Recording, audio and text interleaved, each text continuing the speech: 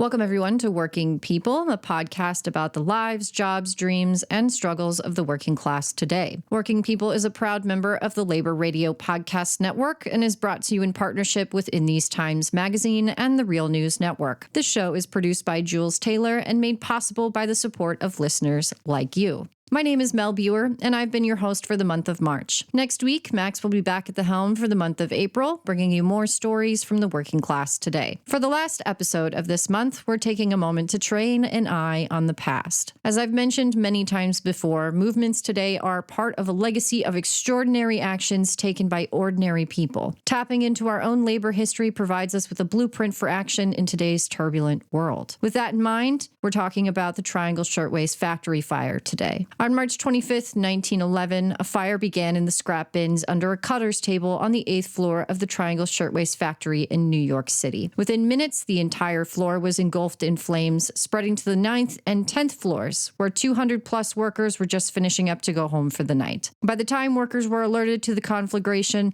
options for escaping the fire were few. By the time the fire was brought under control, 146 workers were dead. New York City saw sweeping reforms in the aftermath of the fire, even catapulting some pro-reform lobbyists like Francis Perkins all the way to the highest halls of government with the introduction of the New Deal 20 years later.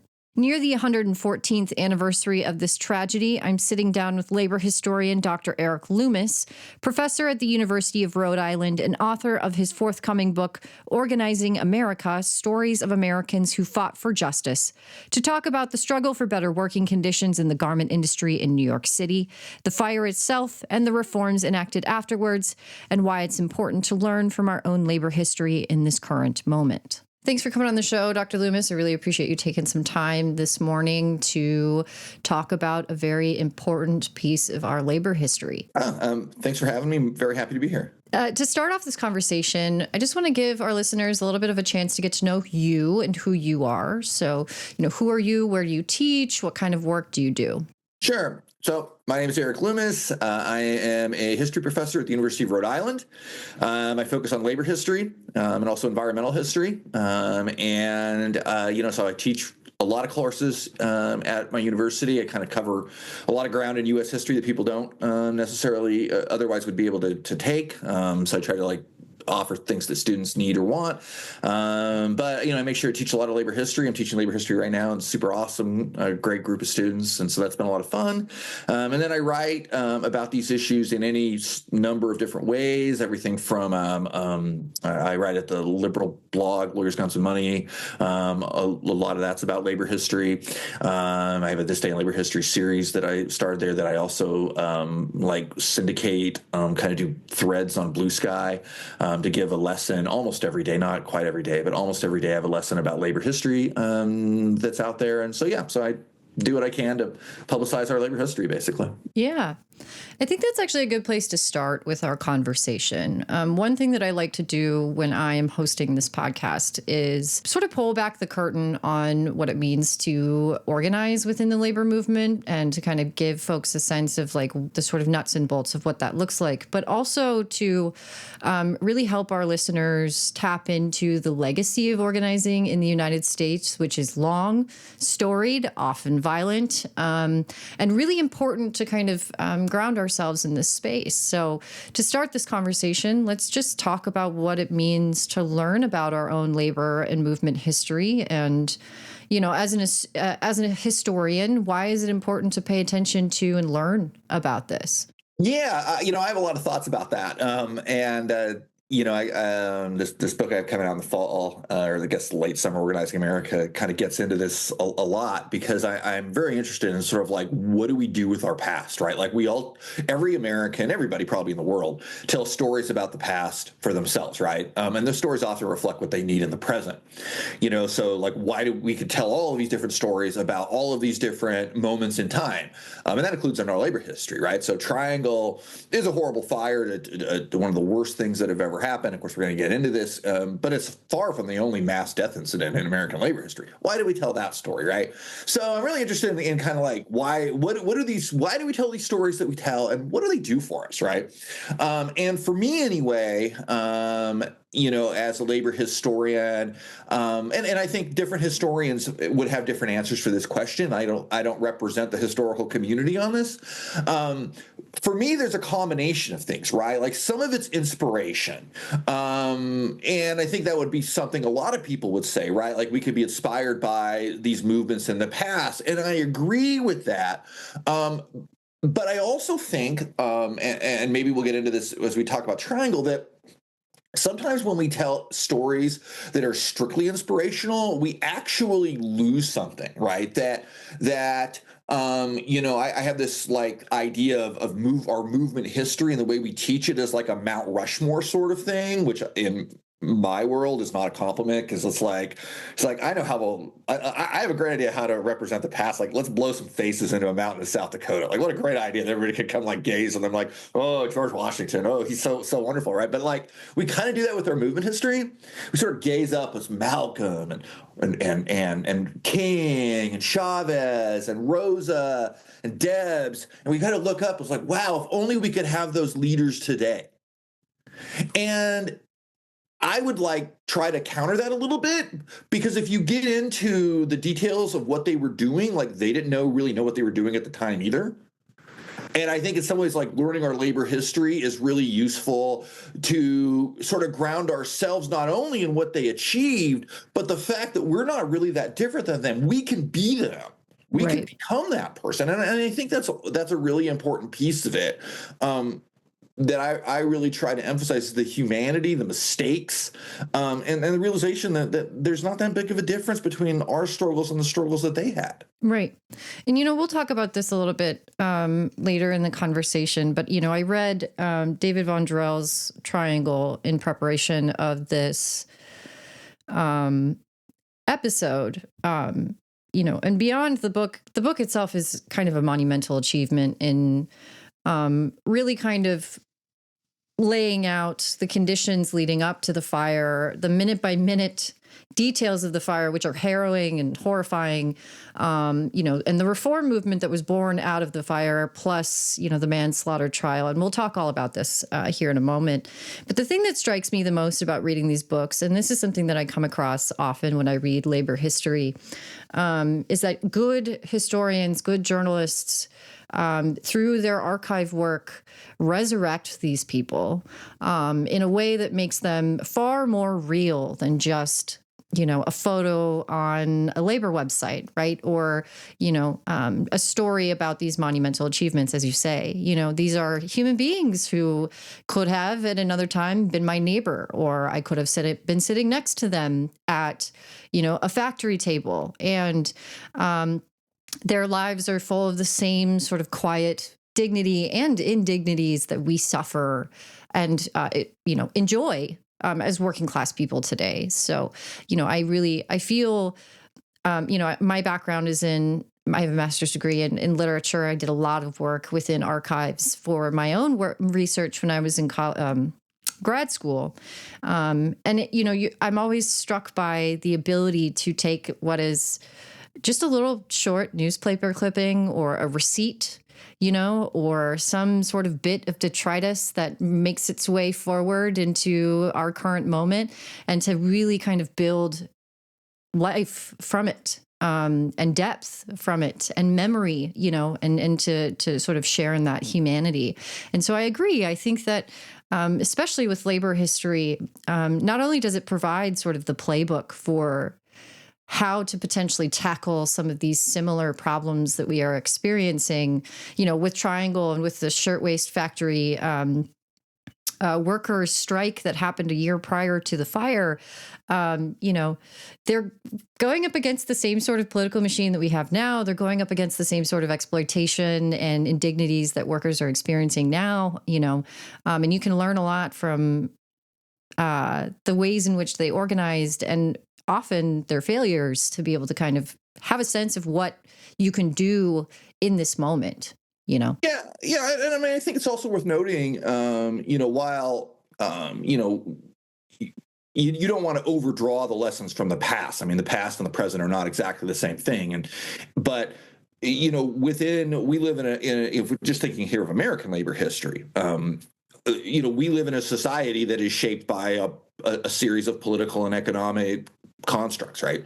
And by looking at our labor history, we can also get a sense of, in our present debates around anything from the relationship of labor unions to the Democratic Party, or issues of democratic unionism or strikes, or whatever it may be, a really deep dive examination into our labor history can really do a lot to suggest the potentials or limits of various contemporary issues that we're talking about. Again, not that the past necessarily is a restriction on what's possible in the present, right, but the basic structure of our economy and government has not changed a lot over the centuries. And even with Trumpism, I mean, everything that's happening right now is basically a return to the conditions of the Triangle Fire that we're talking about. And some of those strategies used back then may become more valuable again with the destruction of labor law and the other horrible things that are happening right now. So, I think that those deeper dives into our labor history, real discussions of our labor history, as opposed to just like snippets,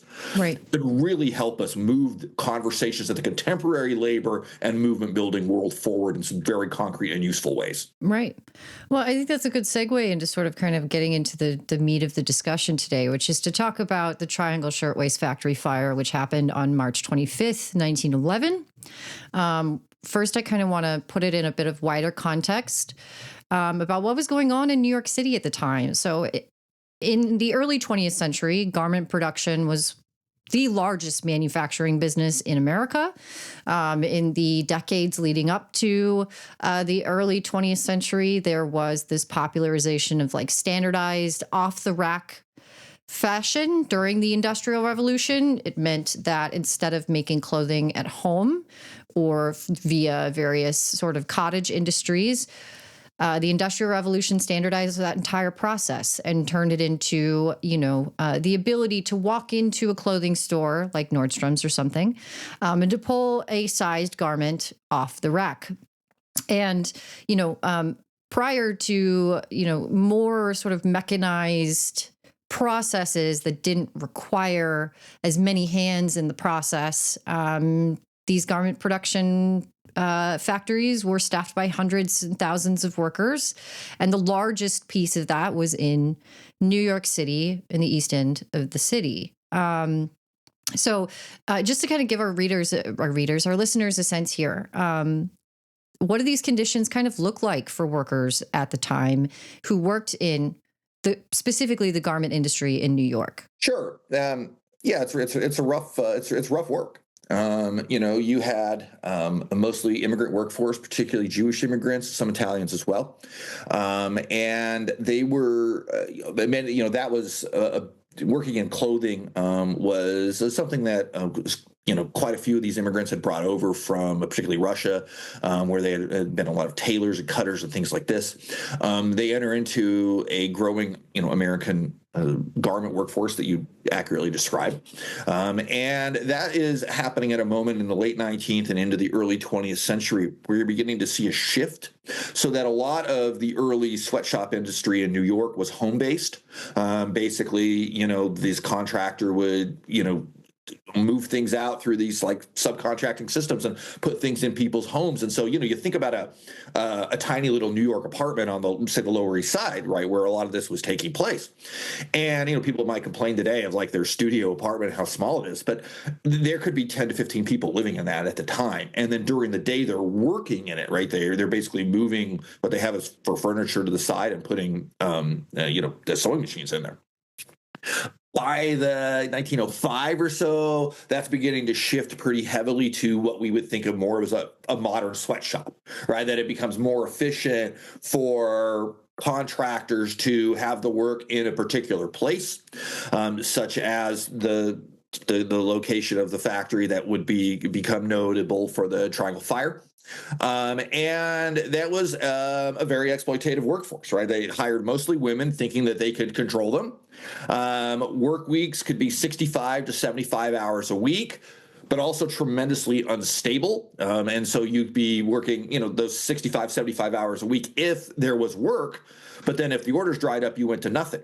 So rather than have like a consistent, 40-hour week or even more than that, but consistent, it was either all the time or nothing at all. The women worked basically between $3 to $10 a week for all of these hours, which was poverty wages, even at that higher level. And factory owners really try to control workers' movements. Locking doors was super common. Fear of these workers stealing cloth and things like that would lead to searches, requesting permission to use very unsanitary and disgusting bathrooms, fines all the time at work, being required to supply your own supplies such as needles and things like this. It's sexual harassment of these workers was a real problem. It's a rough way to work. Right. And, I kind of want to draw a parallel. It's not a one-to-one, but I do want to draw a parallel from these sort of sweatshop conditions that lead into the sort of wider factories that come through in the mid 1900s, right? To sort of gig work that we see in some industries today, where it is truly a race to the bottom in terms of payment, wages, and conditions, right? And in these sort of sweatshop conditions, absolutely, you would find that these contractors were a dime a dozen. And if you were the type of person who wanted to ask more for more wages for what you were working, they could throw you out and find someone within 15 minutes by walking to a market down the street, right? So, and we see these conditions a lot in the sort of gig economy, certainly in like some of the white collar industries like writing or things of that nature where, people are making, pennies on the dollar for some of the work that they do. You can sort of see those parallels.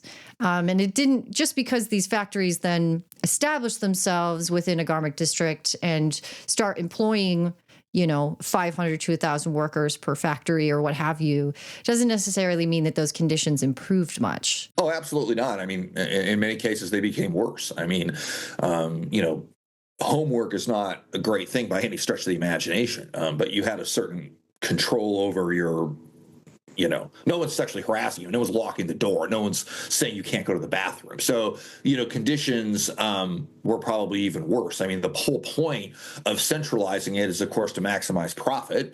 And you continuing to maximize profit by exploiting this very frankly, easily exploited workforce for the reason that you discussed, and that you have, masses and masses of people coming to the United States at this time. And, there was a lot of people desperate for work. Right. I think I read a statistic that was like Ellis Island was processing upwards of like 5,000 people a week at the peak of that piece of immigration. So you can imagine streams of individuals coming in after spending, a week in the bow of a ship, making it through the sort of gauntlet that is Ellis Island, and then ending up in the streets of New York and wanting to engage in some sort of employment that they can, that they have skills for, right.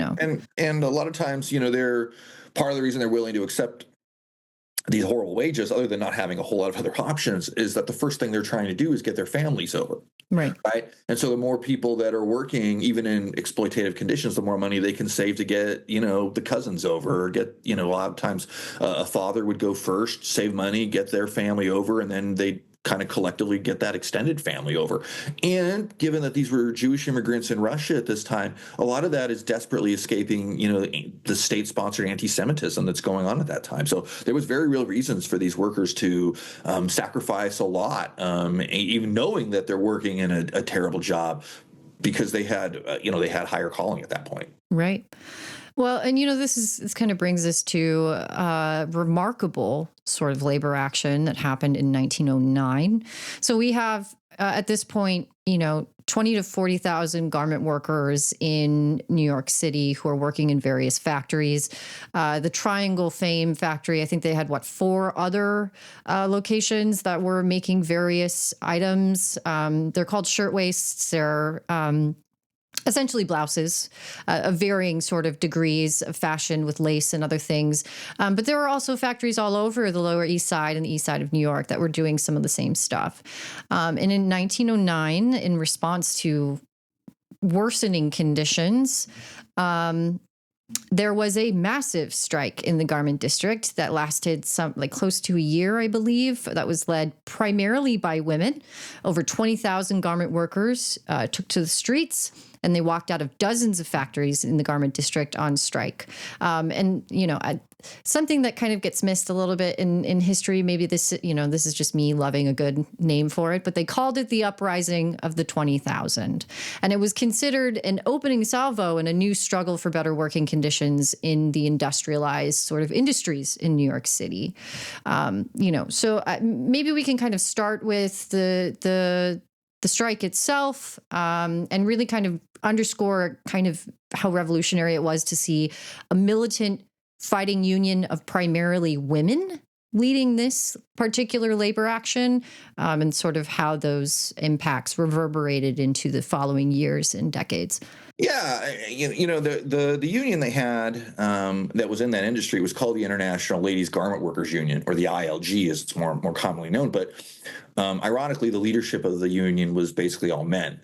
And they came, and men had sort of taken over that union, and a lot of these men were skilled cutters and things like this, and they, even despite the name, they weren't really that comfortable with masses of women in the workforce. I mean, they brought over gender ideologies as well, and so in New York you have, in those weeks and months leading up to this strike, which begins in November of 1909, you have young organizers, again, mostly Jewish women, some of whom who would become pretty famous in the future, Clara Lemlich, Rose Schneiderman, Pauline Newman, all of which will become pretty famous names in American labor and reform history, are organizing in the factories to say, like, we don't have to live this way. Like it's not necessary that our conditions are so exploitative. Some of them came from families who had brought radical politics with them,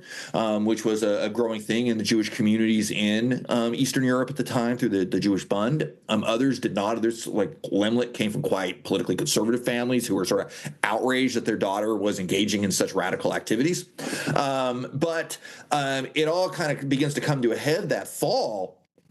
And there's a big meeting in New York, I think at Cooper Union, and the point of the meeting in part is for labor leaders to try to cut this strike off, right? So the ILG member, like the president's there and other leading figures are there.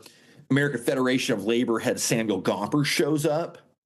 And basically urges caution, right? And you have these, like, you can almost imagine it, like it's like 2 hours of these guys getting up and talking and going on and trying to kill time and trying to really undermine what they saw as a rebellion of low-skilled workers that they feared would undermine the very limited gains that they had made in other parts of the garment industry. And finally, after listening to this, Lemlich, who is this very small woman, the very tiny young woman, gets up and basically marches up to the stage and in Yiddish says, and I'm going to quote what she says here, I am a working girl, one of those who are on strike against intolerable conditions. I am tired of listening to speakers who talk in general terms. What we are here to decide is whether we shall or shall not strike. I offer a resolution that a general strike be declared now. And she simply overwhelmed all those men on the stage. The workers walked out the next day. Right.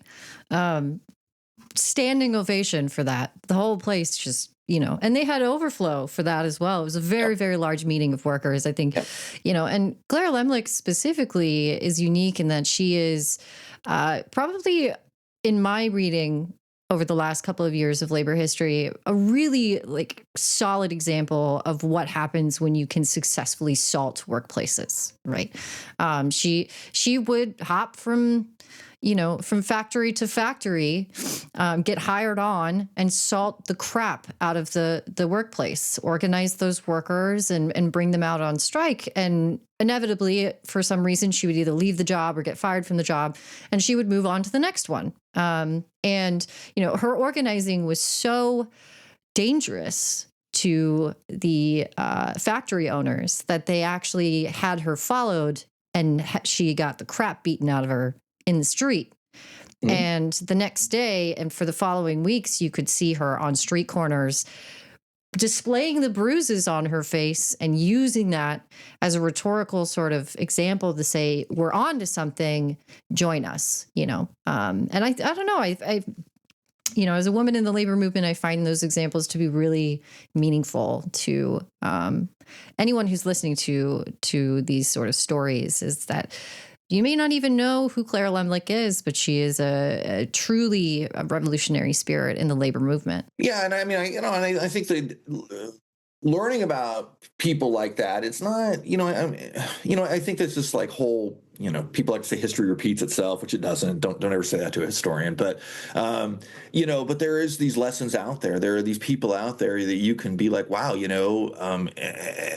really did this amazing work and they suffered for it, right? I mean, it's, getting the shit beat out of you is not a great story. Like that sucks, right? And she will be, during the strike itself, Lemlich is beaten by a cop and suffers 6 broken ribs. She's arrested 17 times during the strike.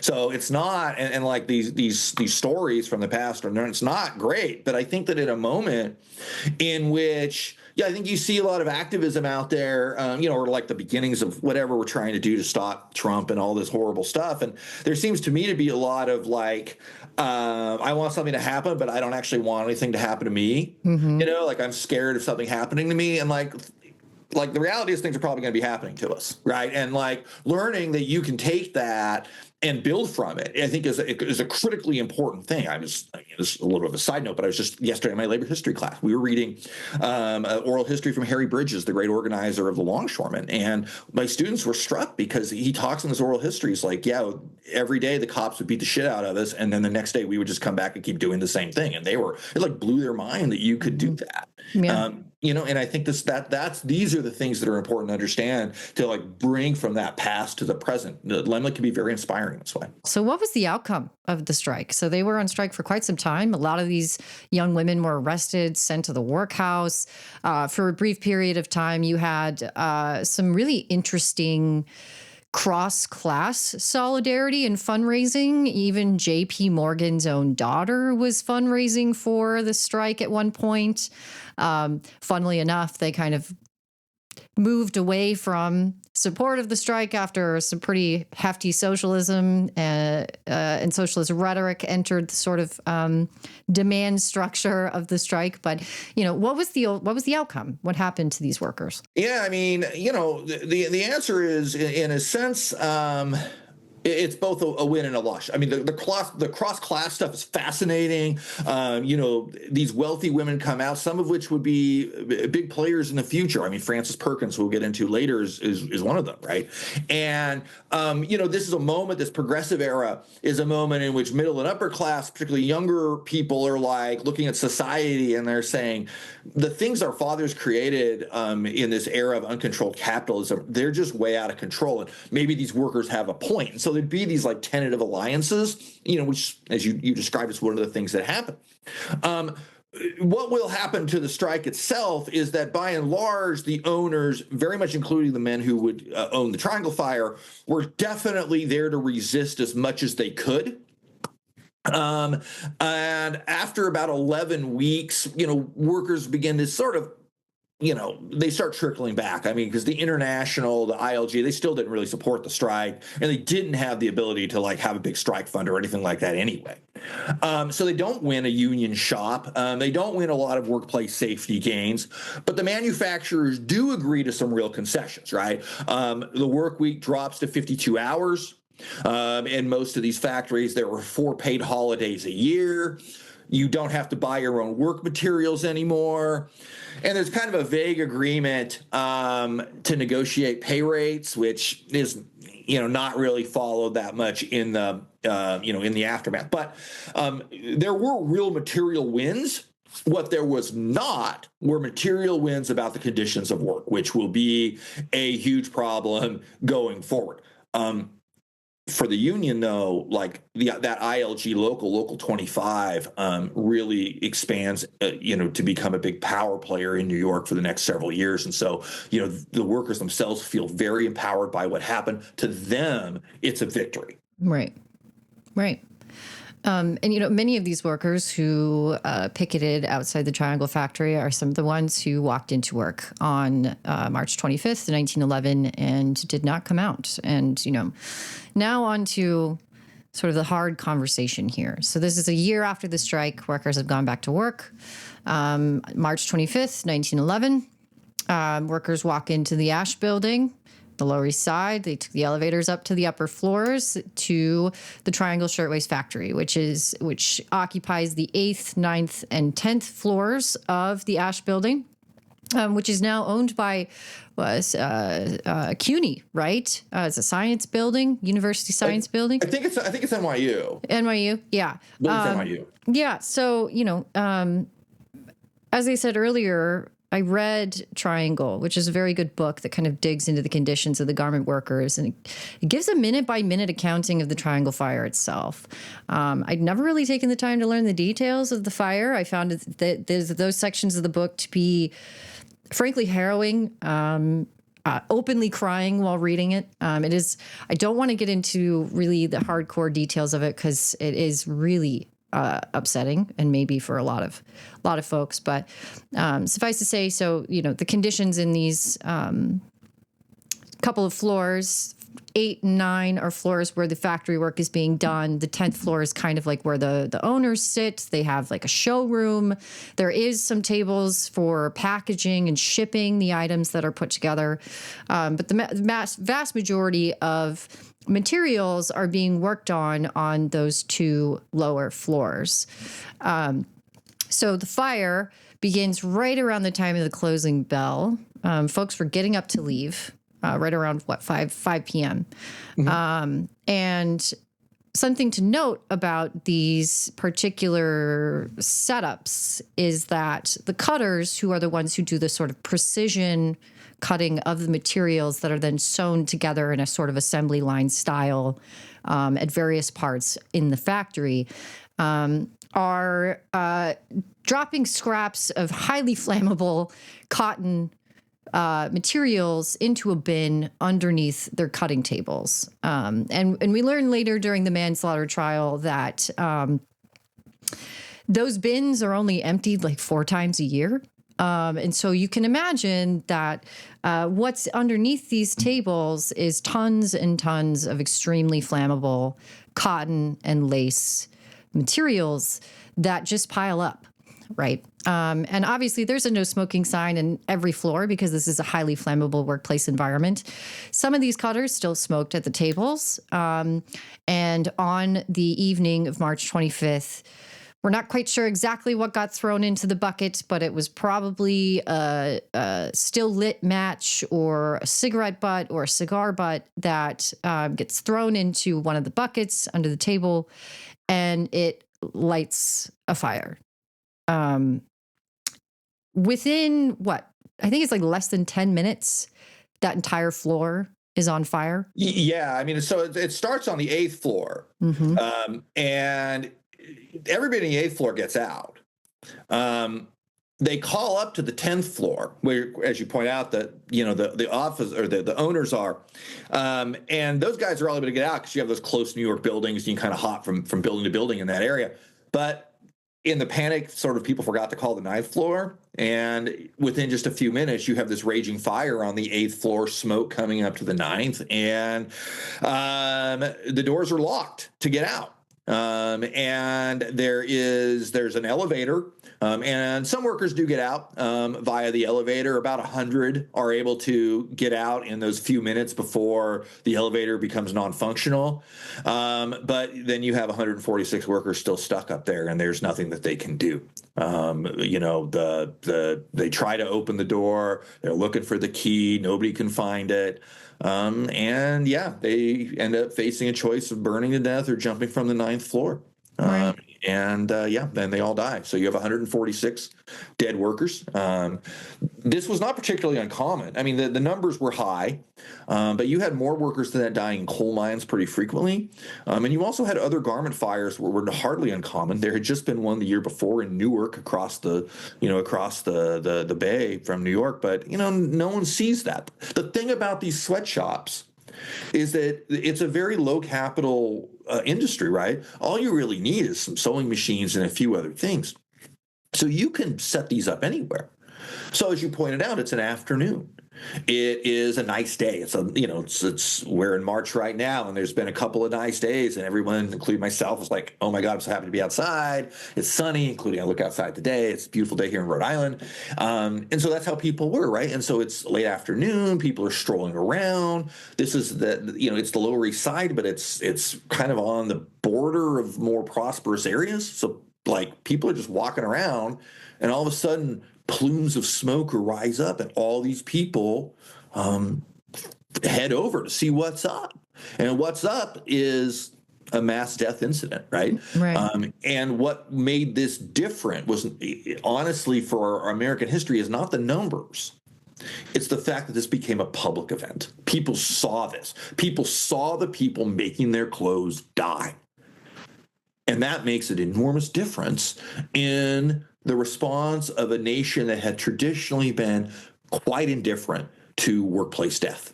Right. You're right. There were a number of things that might have made this less of a mass casualty sort of incident. The owners of the Triangle Factory could have at any time updated their factories with fire suppression systems. This was not something that was like particularly new. Fire safe factories had been a thing for a number of decades prior to this horrible tragedy. There is an interesting note in Von Drell's book that suggests that perhaps the two owners were setting fire to their previous, trying to essentially commit insurance fraud in order to get rid of some of their previous stock in previous years. There's no indication that this was anything other than an accident. I want to make that clear. But, the way that the building was designed was not designed very well for escape. There were no fire drills that were happening with any sort of regularity that would have made it easier for workers to have a direction to go. And yes, there were two exits, two doors. One door was kept locked in order to reduce the amount of stealing that was happening. Whether that's true or not doesn't really matter. Folks had to go through essentially a carousel at the other door in order to get their things searched before they could leave, which obviously is leading to serious bottlenecking in times of panic.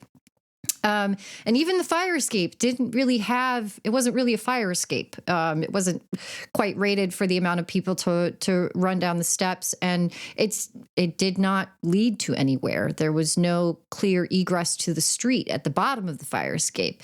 And unfortunately, it was just a rickety thing, and it collapsed. And, 35 people died plunging to their deaths because the fire escape collapsed, So, we have all of these things that contributed to a really horrendous workplace accident. And you're right. Tens of thousands of folks were on the streets watching, on buildings nearby. There's,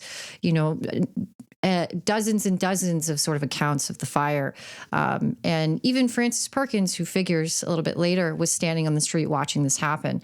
And they are watching workers hold each other outside of the windows of the 9th floor and drop their friends onto the concrete, right? They're seeing others who are flying out of the windows on fire. Like, this is a really horrendous thing that for a lot of people to witness. And to your point, there is a testament to how affecting it was for folks to witness this and to hear about this happening in the days after the event, when they lined the victims up for identification at the pier, sort of a coroner's warehouse. There were tens of thousands of people there, who were thousands of people who just wanted to walk through and potentially pay their respects, but, also family members who were trying to find their loved ones. Even in the days afterward, during these funeral processions, you have folks standing out for hours in the rain watching these funeral processions as folks are identified and then taken to various cemeteries around the city. So we can kind of start there in terms of just like beyond, the real sort of impact of this and how this moved into answering the question, what are we going to do about this in the years leading after the tragedy? Yeah, well, it's a mixed bag. First, as you point out, the owners, Blank and Harris, were incredibly negligent. They had been really the most anti-union of all of the major garment worker owners or garment factory owners in the Uprising. They really don't get any serious legal punishment for it. In fact, they kind of disappear from the record, but we know that they at least attempt to open up another factory. Like they don't even seem to care after all these workers die. They're really indifferent. But part of the legacy of Triangle, if we're moving in that direction, and it's interesting because it kind of shifts from a worker story to a middle-class reformer story, because Perkins is there. And she's already involved in some of these issues, but she gets really motivated to become, a much more active labor reformer. And of course, later will become, the first female cabinet member, Secretary of Labor under FDR for his 12 years, and really a truly remarkable human being. But the changes that come are not really about like workplace activism. What happens is that Perkins, Robert Wagner, who's a rising politician in the New York legislature, who will later be the sponsor of the National Labor Relations Act that creates the system of labor negotiation that we sort of still have today, although it's probably disappearing soon thanks to our lovely Supreme Court. But, the union election process is something that kind of has some things that come out of this. But in the immediate aftermath, there's serious investigations that happen. And what it leads to are important things around fire safety, building safety, things like this. So, the New York Fire Department could only really handle fires up to the 7th floor of a building. This starts on the 8th floor. There's changes around that. There's changes around the kinds of conditions that are allowed in a workplace around issues of flammability, for instance. And these are important. These are truly important advances, right? And New York becomes a leader in creating a safer workplace. But the flip side of that is that at almost the very same time that's happening, the textile industry begins to leave places like New York, and so they don't have to deal with Clara Lemlich anymore. Right. They begin to move to North Carolina, to Alabama, to Tennessee. And you have a whole nother generation because again, part of the reason that people like Blank and Harris don't hardly care, where you had other industries that are taking these issues more seriously, is that the capital investment needed to open a sweatshop is so low. Right. So they're not protecting a serious level of investment. And so you could recreate these factories in East Tennessee and Western North Carolina and avoid immigrants, avoid socialists, avoid any union traditions. And so by the 20s and 30s, that's all shifted down there, and you have a new generation of labor organizing that takes place down there, new generations of violence in a industry that proves quite resistant to changing its fundamental ways that it operates, including to the present. Right. So, what's the what's the sort of antidote to that? I know that particularly with Francis Perkins and the sort of committees that were born out of the Triangle Fire, they didn't just stop with garment factories, is my understanding. They spent a lot of time, energy, and they had the political will because Tammany's political machine sort of backed this as, they're moving into the mid-teens, to really sort of begin to look at places like candy factories and bakeries and the various sort of industrial places that are also in need of reform. And so we see this sort of new decade or so of real the political will is there essentially to support these sort of this reform movement that then brings us into, what ultimately becomes FDR's New Deal and things of that nature. But I guess my question is, if the political will didn't exist, if Tammany wasn't willing to, back these sort of plays because they are sort of seeing the writing on the wall. They're seeing that there is enormous among voters, enormous need and want for increased oversight, things, more progressive working conditions, things of that nature.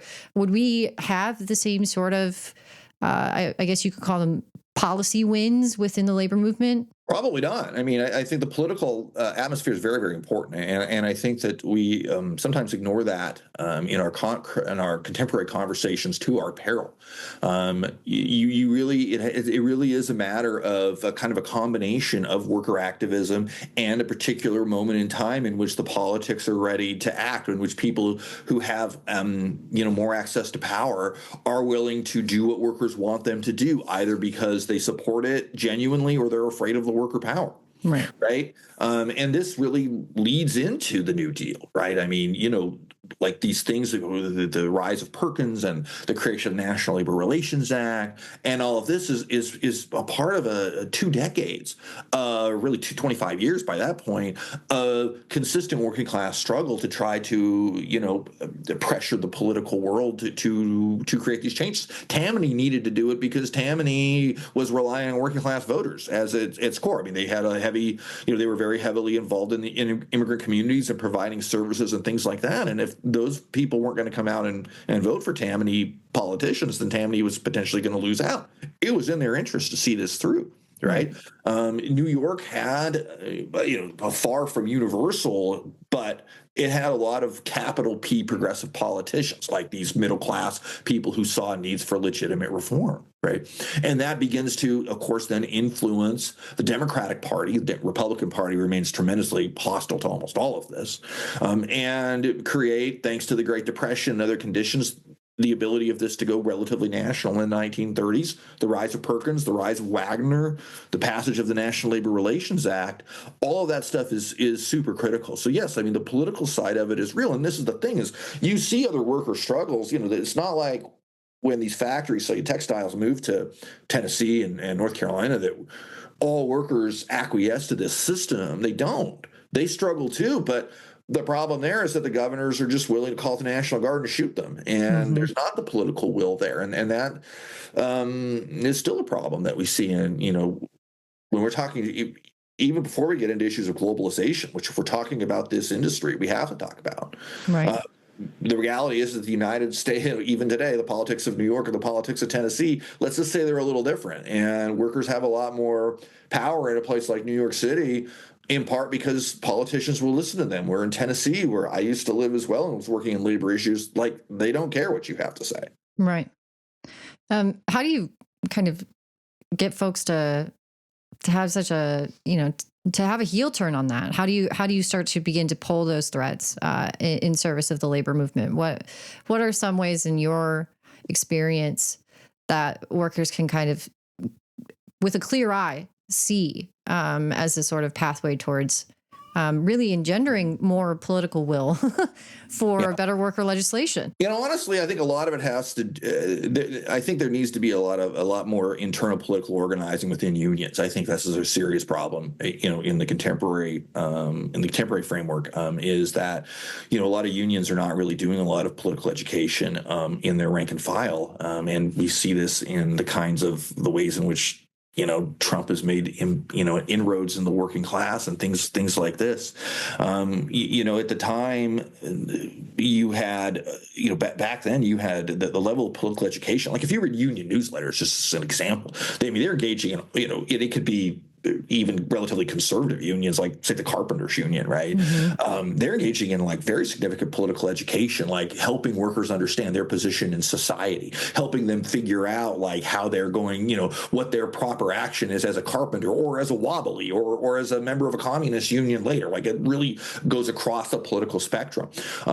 What is your role as a worker in this society? And, that was, and then, in states where those conditions kind of lent themselves to, that could lead to serious political action supporting candidates. And that's going to become really crucial, right? So if we're thinking about, if we move forward to the 30s and we think about the Flint sit-down strike, right. A big reason why the Flint sit-down strike succeeds is that the governor of Michigan, Frank Murphy, has been elected by workers and had pledged as part of his platform to never use the National Guard against workers. So, like, workers had elected this person who then does what he says he's going to do, will not forcibly evict these sit-down strikers from that GM plant in Flint. And GM at that point has no other options because they were relying on state power to crush those workers, which had been the standard way of the past. Right. And so that stuff can make just an enormous, serious difference. But in some ways, it has to start with unions doing the work themselves to be like, we're going to engage in a serious political education aspect for our members. And that does not just mean like showing up 2 weeks before the election and telling you who to vote for, but actually like building worker power by getting an everyday person who's a busy person who's got kids and like soccer practice or, you know, wants to hang out in the bar or whatever they want to do, right? To get them to like take that time that they don't really have and to understand their position in society. And I think that's really critical. I think, you know, as we kind of round out this conversation, I think also, you know, we are living in a time where there's like, 9% union density. There's, you know, we are and have been for quite some time sort of fighting this rear guard battle against the interests of capital and the exploitation of the workforce. And, you know, rightfully, I think a lot of unions have spent a lot of their time and energy and money on trying to continue to bring in new organizing as a way to sort of like stop the slow bleed that is union organizing in this country. You know, and the problem is it feels like this needs to be this is becoming or has always been a sort of multi-front struggle here. And, you know, in the last couple of years, especially as I've been working as a labor reporter, I've been feeling pretty heartened by the amount of new independent organizing that has been happening. And I really hope that it'll continue. And there's ways in which we can kind of maybe begin to become more militant in a new generation and to allow these more militant younger folks to really kind of like push forward policy and education that they are bringing into as the sort of like shot in the arm to the labor movement. But yeah, we have an uphill battle quite a bit. Well, I think it's worth noting Claire Lemlich had an uphill battle too, right? I mean, what you're describing is a lot of what Lemlich and Newman and Schneiderman and these other leaders were facing, right? A union leadership that was pretty fat and happy with what they had. They were really nervous about, you know, young people coming and taking over the movement, and they, you know, didn't really support them when they did, and it just didn't matter, right? Lemlich did it anyway, and she spent the rest of her life as this incredible organizer doing all sorts of things, ending her life actually helping the nursing home workers out in California, where she was by the time she was, you know, an older woman, helping them organize into their own union and forcing the nursing home to honor the United Farm Workers Grape Boycott. So, you know, she continued organizing forever, but you know, never with the support of the International Lady Garment Workers Union leadership. I mean, she had to fight for a pension from them in the 50s, and they were like, oh no, it's that radical woman again. So, you know, I think it's important to understand for younger organizers that the idea that the power structure, even within the labor movement, is just going to roll over for you. Like, they're not going to do that. You just do it anyway. Like, they just create a scenario where they don't actually matter anymore. And I think that's important. And we've seen that to some extent. I mean, you know, some of the things that say the Starbucks workers have done, for example, which is, you know, regenerated and a lot of energy. But at the same time, you know, because of these larger political conditions, has not led to a growth in the actual overall labor movement, which is, you know, part of our story too. Yeah. Well, thank you so much for coming on the show, Eric. We're going to have to end it here. Please come back on anytime to talk about your forthcoming book. Come back anytime to talk about history. I mean, I'll be doing some history episodes when I come back here to host in May, and hoping to do one on the Memorial Day massacre here in Chicago, and hopefully something about May Day. So if you'd like to come back on and chat about that, I'd love to have you. I am always happy to chat about labor history. So anytime you want. Great. Thank you so much. Hey, thank you. That's it for us here at Working People. We'll see you back here next week for another episode. And if you can't wait that long, then go explore all the great work we're doing at the Real News Network, where we do grassroots journalism, lifting up the voices and stories from the front lines of struggle. Sign up for the Real News newsletter so you never miss a story, and help us do more work like this by going to therealnews.com/donate and becoming a supporter today. It really makes a difference. I'm Mel Buer, and thanks so much for sticking around. We'll see you next time.